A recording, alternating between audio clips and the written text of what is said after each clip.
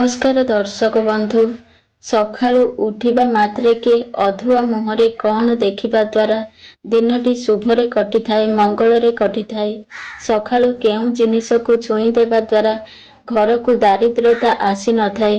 ସକାଳୁ ସକାଳୁ କଣ କରିବା ଉଚିତ, କଣ କରିବା ଅନୁଚିତ, ଏହି ଭିଡ଼ିଓରେ କୁହାଯାଇଛି। ଦର୍ଶକ ବନ୍ଧୁ, ସକାଳୁ ଉଠିବା ଠାରୁ ରାତିରେ ଶୋଇବା ପର୍ଯ୍ୟନ୍ତ ଶାସ୍ତ୍ରରେ ଅନେକ କଥା ବର୍ଣ୍ଣନା କରାଯାଇଛି। ଏହାକୁ ମାନିବା ଦ୍ୱାରା ମଙ୍ଗଳମୟ ହୋଇଥାଏ।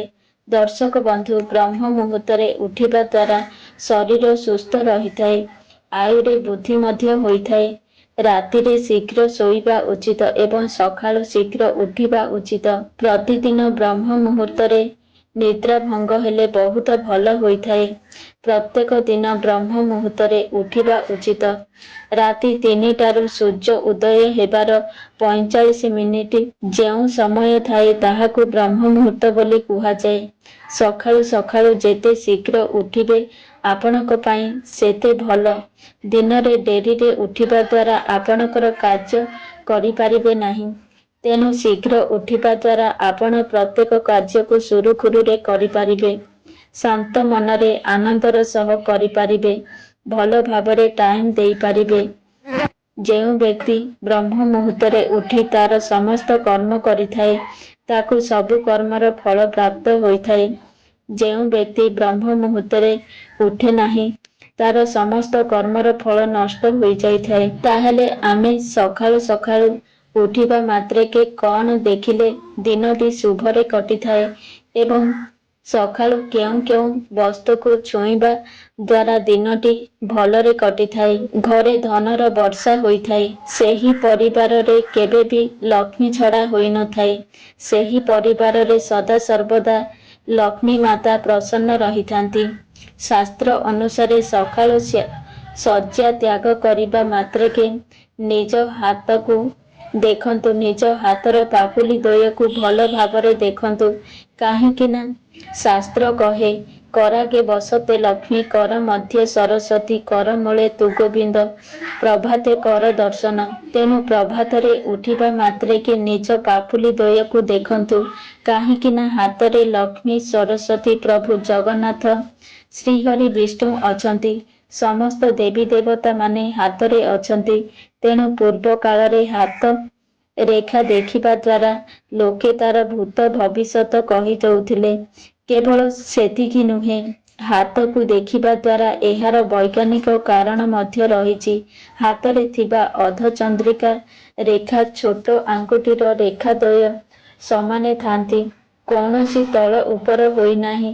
ତାହେଲେ ଆପଣଙ୍କର ପେଟ ସମ୍ବନ୍ଧୀୟ ସମସ୍ୟା କିଛି ନାହିଁ। ଆପଣଙ୍କର ନାଭି ଠିକ୍ ଜାଗାରେ ଅଛି। ଯଦି କୌଣସି କାରଣରୁ ଆପଣଙ୍କର ରେଖା ତଳ ଉପର ହୋଇଯାଏ ତାହେଲେ ଆପଣଙ୍କର ପେଟ ସମ୍ବନ୍ଧୀୟ ସମସ୍ୟା ଅଛି ଏବଂ ଆପଣଙ୍କର ନାଭି ଯୋଉ ଜାଗାରେ ରହିବା କଥା ସେ ଅନ୍ୟ ଏକ ସ୍ଥାନକୁ ଖସି ଯାଇଛି।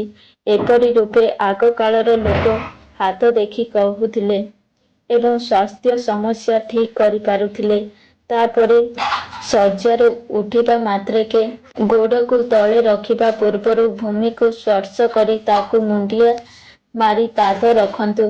କାହିଁକି ନା ଶାସ୍ତ୍ର କହେ, ସମୁଦ୍ରେ ବସନେ ଲକ୍ଷ୍ମୀ, ପର୍ବତଂ ତନୁମଣ୍ଡଳଂ, ବିଷ୍ଣୁ ପତ୍ନୀ ନମସ୍ତୁଭ୍ୟଂ, ପାଦ ସ୍ପର୍ଶ କ୍ଷମା ଦାତ୍ରୀ। ଅର୍ଥାତ୍ ଭୂମି ହିଁ ମାତା ଲକ୍ଷ୍ମୀ ଅଟନ୍ତି। ସମସ୍ତ ଜୀବନକୁ ପାଳନ କରିବା ଉଦ୍ଦେଶ୍ୟରେ ଧରିତ୍ରୀ ରୂପରେ ମା ଲକ୍ଷ୍ମୀ ବିରାଜିତ। ତେଣୁ ମାତା ଲକ୍ଷ୍ମୀ ହିଁ ରକ୍ଷା କରୁଛନ୍ତି, ଆମର ପାଳନ କରୁଛନ୍ତି। ତେଣୁ ଭୂମିକୁ ସ୍ପର୍ଶ କରି ପ୍ରଣାମ କରିବା ଦ୍ୱାରା ଆମର ପରିବାରରେ କେବେ ବି ଧନ ସମସ୍ୟା ଦେଖାଦେବ ନାହିଁ। ସଦା ସର୍ବଦା ପରିବାରରେ ଲକ୍ଷ୍ମୀଙ୍କର ଆଶୀର୍ବାଦ ବନି ରହିବ। ତେଣୁକରି ଭୂମିକୁ ସ୍ପର୍ଶ କରି ତାକୁ ପ୍ରଣାମ କରିବା ଉଚିତ। ତାହେଲେ ଶଯ୍ୟା ତ୍ୟାଗ କରି କେଉଁ ପାଦଟା ପ୍ରଥମେ ତଳେ ରଖିବା ଦ୍ୱାରା ଦିନଟି ଶୁଭରେ କଟିଥାଏ, ଆସନ୍ତୁ ଜାଣିବା। ରବିବାର, ମଙ୍ଗଳବାର ଏବଂ ଶନିବାର ଦିନ ଡାହାଣ ଗୋଡ଼ର ପାଦ ପ୍ରଥମେ ତଳେ ରଖିବେ। ସୋମବାର, ବୁଧବାର, ଗୁରୁବାର ଓ ଶୁକ୍ରବାର ଦିନ ବାମ ଗୋଡ଼ର ପାଦ ତଳେ ରଖିବେ, ଯାହାଦ୍ୱାରା ଆପଣଙ୍କର ଦିନଟି ଶୁଭରେ କଟିବ। ତାପରେ ପିତାମାତାଙ୍କର ଦର୍ଶନ କରନ୍ତୁ ଏବଂ ପିତାମାତାଙ୍କ ପାଦକୁ ଛୁଇଁ ଦିଅନ୍ତୁ। କୁହାଯାଏ, ଶାସ୍ତ୍ର ଅନୁସାରେ ପିତାମାତାଙ୍କ ପାଦକୁ ସ୍ପର୍ଶ କରିବା ମାତ୍ରକେ 4 ଧାମର ଭୂମିକୁ ସ୍ପର୍ଶ କରିବା ସହ ସମାନ ହୋଇଥାଏ। 4 ଧାମର ଦେବତାଙ୍କୁ ଦର୍ଶନ କରିବା ସହ ସମାନ। ତେଣୁକରି ପିତାମାତାଙ୍କୁ ପ୍ରଣାମ କରି ତାଙ୍କର ଆଶୀର୍ବାଦ ପ୍ରଥମେ ନିଅନ୍ତୁ। ମା ବାପାଙ୍କୁ ଦର୍ଶନ କରନ୍ତୁ। ମା ବାପାଙ୍କୁ ପ୍ରଣାମ କରନ୍ତୁ। ଦେଖିବେ ଦିନଟି ଶୁଭରେ କଟିବ। ତେବେ ସକାଳୁ ଉଠିବା ପରେ କେଉଁ ସବୁ ଜିନିଷ ଦେଖିବା ଦ୍ୱାରା ଆମ ପାଇଁ ଶୁଭ ହୋଇଥାଏ, ମଙ୍ଗଳ ହୋଇଥାଏ? ପ୍ରଥମେ ହାତର ପାପୁଲି, ତାପରେ ବାପା ମା, ତାପରେ ସୁନା, ଚନ୍ଦନ, ଶଙ୍ଖ, ଗାଈ, ଦର୍ପଣ, ଗୋରୁ, ବ୍ରାହ୍ମଣ, କଦଳୀ ଗଛ, ପିପଳ ବୃକ୍ଷ, ସୂର୍ଯ୍ୟଦେବଙ୍କୁ ଦର୍ଶନ କରନ୍ତୁ।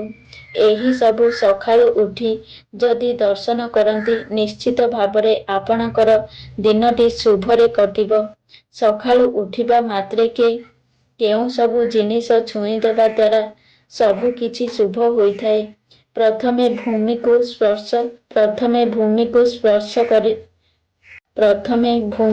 ସ୍ପର୍ଶ କରିବେ, ବାପା ମାଙ୍କୁ ସ୍ପର୍ଶ କରିବେ। ତାପରେ ବରଗଛ ଏବଂ ପିପଳ ଗଛ ତଳେ ଥିବା ମାଟିକୁ ସ୍ପର୍ଶ କରିବେ। ଦେଖିବେ ଆପଣଙ୍କ ପରିବାରରେ କେବେ ବି ଅର୍ଥଗତ ସମସ୍ୟା ରହିବ ନାହିଁ।